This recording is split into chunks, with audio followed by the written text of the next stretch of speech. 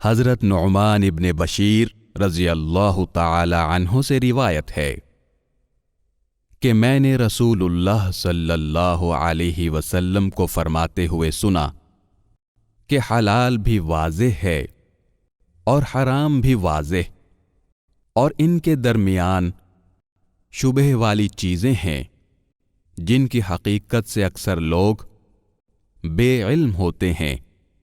پس جو شخص شبہ والی چیزوں سے بچ گیا اس نے اپنے دین اور عزت کو بچا لیا، اور جو شبہات میں واقع ہو گیا وہ حرام میں مبتلا ہو گیا، جیسے وہ چرواہا ہے جو کسی مخصوص چراہ گاہ کے ارد گرد اپنے جانوروں کو چراتا ہے، قریب ہے کہ اس کے جانور اس چراہ گاہ کے اندر داخل ہو کر اسے بھی چرنا شروع کر دیں۔